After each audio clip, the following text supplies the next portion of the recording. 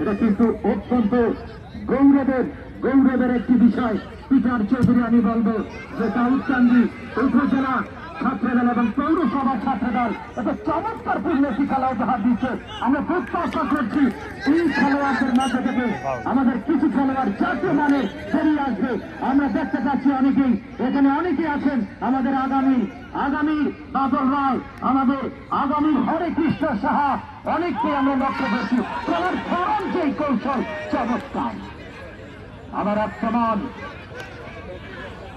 একটু উঁচু করে বাড়িয়েছিলেন, টানটান উত্তেজনা লম্বা করে কাকে দিলেন।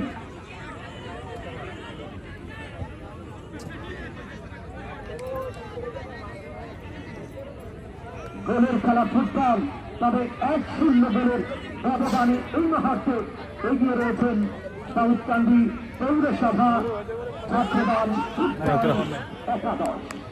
আমার শাকিল কিশোর অসংখ্য ধন্যবাদ জানাই। তবে দাউদকান্দি উপজেলা ছাত্রদল ফুটবল একাদশ তারা কিন্তু প্রাণপর প্রচেষ্টা চালিয়ে যাচ্ছেন যে অন্তত পক্ষে একটি গোল করে হলেও সমতায় ফিরে আসবার জন্য। তবে একদিকে আনন্দিত ওই পৌরসভা ছাত্রদল ফুটবল একাদশের দলীয় কোচ রোমান খন্দকার, তিনি কিন্তু একটু মুচকি হাসছেন যে আরেকটা গোল করে ব্যবধান বাড়িয়ে নেবার জন্য। উপজেলা ছাত্রদল ফুটবল একাদশের দলীয় কোচ জনাব আব্দুল বাসেদ ভাই, তিনি কিন্তু এই মুহূর্তে কিছুটা চিন্তিত আসলে কি হবে।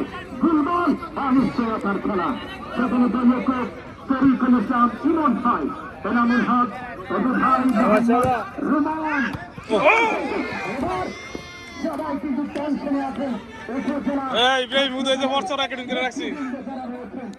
হবে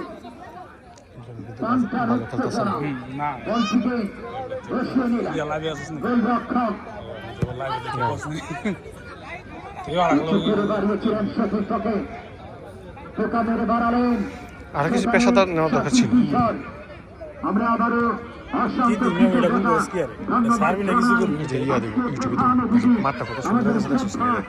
সম্মানের প্রিয় মানুষ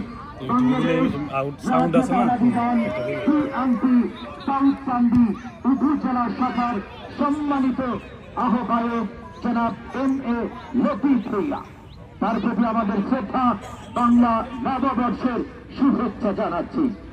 এই ইউনিয়ন PNPর আহ্বায়ক জনাব আজগর আলী মেম্বারের সভাপতিত্বে মঞ্চে আমাদের প্রিয় বিশেষ অতিথি মন্ডলী সকলের প্রতি শ্রদ্ধা সম্মান জানাই।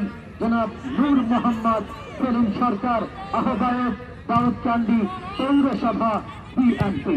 আমাদের শ্রদ্ধেয় পিটার চৌধুরী, ফুটবলের আরো একজন প্রিয় মানুষ, দাউদকান্দি উপজেলা সোনালী অধিক্রমের সম্মানিত সাধারণ সম্পাদক এবং সিনিয়র যুগ্ম আহ্বায়ক দাউদকান্দি পৌর PNP।